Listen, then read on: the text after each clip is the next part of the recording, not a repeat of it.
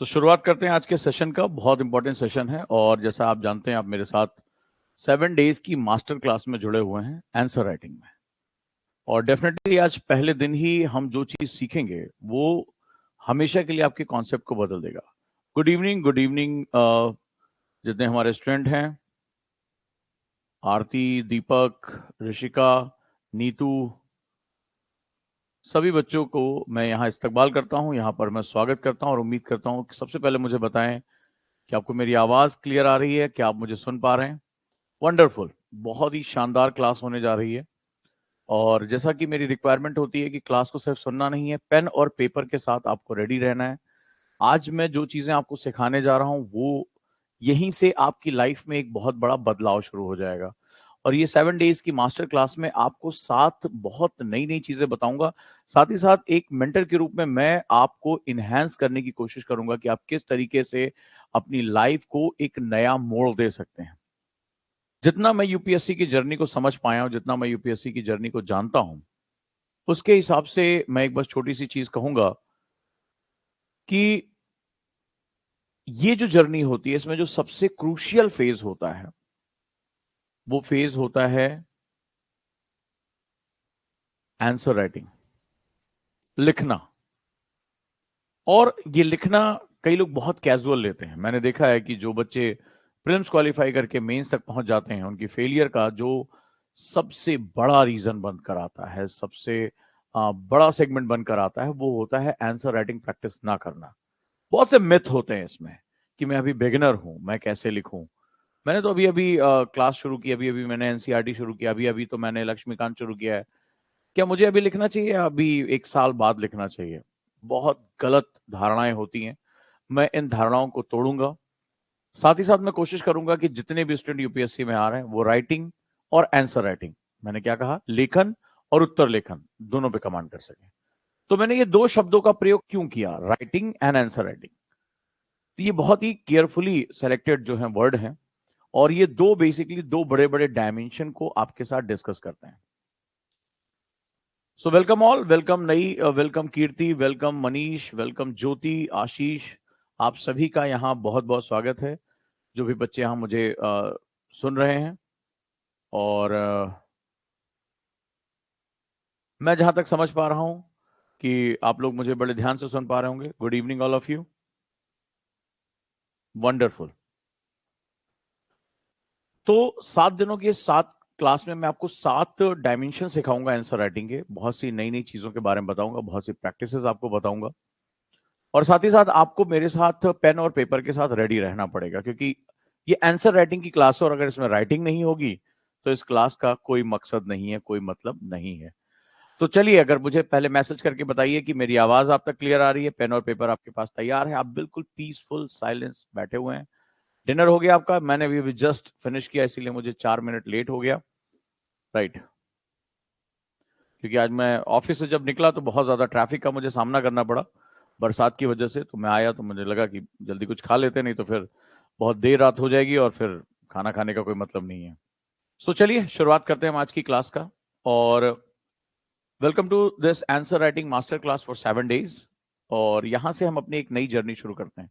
मैं कोशिश करूंगा अगर आप एक नई कॉपी या कॉपी का कोई एक अलग सेगमेंट जिसमें आप कुछ उसको पन्ने मोड़ कर उसको अलग कर दें और उसकी कोई स्लिप लगा दें, उसमें कोई चिप लगा दें जिसमें जिसे कहते हैं ना कि वो मल्टी कलर जो होते हैं स्टिकी नोट्स, वो आप लगा दें, तो यहां से जो हम चीजें सीखेंगे वो आपकी कॉपियां आपके नोट्स में खोएगी नहीं। क्योंकि मैं जो आपको सिखाने जा रहा हूं वो बहुत मेरे बहुत सालों के एक्सपीरियंस का एक निचोड़ है। और हम और आप एक जर्नी की शुरुआत करने जा रहे हैं। ये जर्नी का अंत नहीं है, जर्नी की शुरुआत है। और मैं यही कोशिश करूंगा कि आप यहां पर चीजें सीख सकें। सो क्या आप एक कॉपी के कुछ पेजेस अलग कर सकते हैं प्रैक्टिस के लिए, कुछ चीजें समझने के लिए? और चूंकि आप जानते हैं कि मेरी जो क्लासेस होंगी वहां मैं प्रैक्टिकल आपको करके दिखाऊंगा आप क्या गलतियां करते हैं और उन गलतियों को इंप्रूव करके हम क्या क्या नई चीजें कर सकते हैं। So let's start this journey. हम इस जर्नी को शुरू करते हैं। रेडी है पेन और पेपर के साथ? तो जैसा मैंने वादा किया था कि आज मैं आपको ब्लॉट मेथड सिखाऊंगा, लेकिन सबसे पहले मैं समझते हैं कि बेसिकली हमारी जिंदगी में आंसर राइटिंग को लेकर क्या मिथ है और आंसर राइटिंग के बारे में जो सबसे बड़ी गलत धारणा है वो ये कहा जाता है कि answer writing is all about कि जब मेरा कोर्स पूरा हो जाए, और चूंकि कई कोचिंग जो है वो अपना सरदर्द नहीं लेना चाहते तो इसको कंटिन्यू करते हैं कि तब हम लिख लेंगे।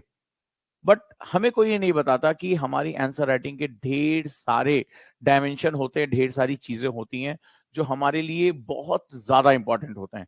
So let's start this journey. हम लोग यहाँ शुरू करते हैं और हम बात करते हैं आंसर राइटिंग के लाभ, यानी कि आप इसको समझें। ये मैं आपसे क्यों बात कर रहा हूँ बेनिफिट्स ऑफ आंसर राइटिंग, क्योंकि जो मिथ है कि यार पहले हम पढ़ लें, अभी तो मैंने कुछ पढ़ा ही नहीं, अभी तो मैं बिगिनर हूं, अभी तो मैं ऐसा हूं। तो आज मैं आपको जो बताने जा रहा हूं कि ये जो 7 डेज का जो हमारा एक सेशन है, मास्टर क्लास है, ये आपको कहाँ कहाँ चेंज करेगा और आप इसमें क्या क्या सीखोगे जो शायद अभी आपने सोचा भी नहीं होगा कि ये पेन उठाने से कितने बेनिफिट हो। और ये मैं पर्सनल लाइफ से बता रहा हूँ कि मैं अपनी पर्सनल लाइफ में इसको बहुत ज्यादा इंप्लीमेंट करता हूँ। पर्सनल लाइफ में मैं इसके बारे में बहुत ज्यादा एक्सपीरियंस करता हूं। तो ये एक ऐसी चीज है जिसको मैं 110% कॉन्फिडेंस के साथ कह सकता हूँ, यस आई डिड इट। मैंने इसको अपनी लाइफ में एक्सपीरियंस किया है और मल्टीपल टाइप एक्सपीरियंस किया, मल्टीपल सिचुएशन में एक्सपीरियंस किया है और इसने मुझे बहुत ऑसम रिजल्ट दिए हैं। तो चलिए हम शुरुआत करते हैं। क्योंकि हम लोग प्रिपरेशन कर रहे हैं यूपीएससी की या गैजेटेड ऑफिसर बनने की, और हमारी पर्सनैलिटी जो है वो हमारी झलकनी चाहिए। लेकिन हमारी जिंदगी में हमारी पर्सनालिटी को झलकाने के लिए बोलने का दायरा बहुत कम होगा। कारण ये कि अगर मान लीजिए आप मीडिया के सामने, कल को आप आईएएस ऑफिसर बन गए, आईपीएस बन गए, और मीडिया के सामने आपने ज्यादा कुछ बोला, आपने देखा होगा पुलिस वाले जब या कोई सीनियर ऑफिसर होते हैं, नो कमेंट्स, नो कमेंट्स कह के निकल जाते हैं। जांच हो रही है, आपको जवाब दे दिया जाएगा, जांच हो रही है, आपको जवाब दे दिया। या उनका डिपार्टमेंट एक गेजेटियर निकालता है, एक विज्ञप्ति निकालता है, प्रेस रिलीज बोलते हैं उसको।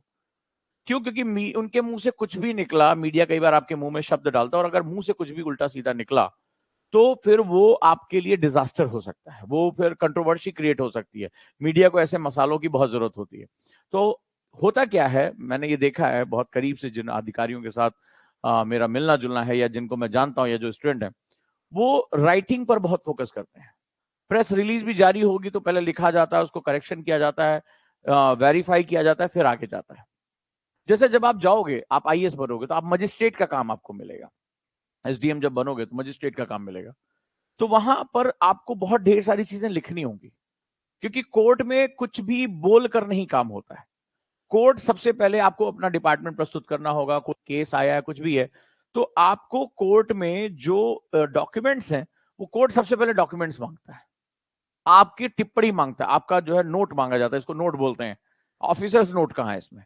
तो आपको समराइज करके, जैसे बहुत ढेर सारा कोई गड्डी है बहुत कागजों की, तो वो कहेगा, जो जज है वो सारा नहीं पढ़ेगा, वो बोलेगा भाई इसमें कौन है, एसडीएम इन्वॉल्व है, चलो भाई एसडीएम के हाथों से जा रहा है, जमीन का कोई केस है, तो एसडीएम का नोट क्या है, तो उसकी जो समरी है वो आपको 1 या 2 पेज में नोट करके देनी पड़ेगी जज के सामने। तो न जैसे फाड़ के फेंक देगा सीधे सीधे। आपने देखा होगा वो लोग कितना जो है किस तरीके से, वो किसी को आईएएस वाईएएस को कुछ समझते नहीं उस मामले में, हाँ या ना? जो मेरी बात है उसको समझते जाइए। मैं क्या चीज जोड़ने की कोशिश कर रहा हूं कि ये जो स्किल है वो थ्रू आउट लाइफ आपके साथ जुड़ने वाली है। क्या आप भी हैं परेशान, सब कुछ आते हुए भी उत्तर लिखने में हो रही परेशानी? तो घबराने की जरूरत नहीं है, क्योंकि ओजान सर लेकर आए हैं मात्र 99 रुपए में आंसर राइटिंग की क्लासेस। 7 दिनों में बनिए आंसर राइटिंग के मास्टर। तो देर किस बात की, नीचे दिए गए नंबर पर अभी कॉल करिए और अपनी सीट रिजर्व करिए। Thank you.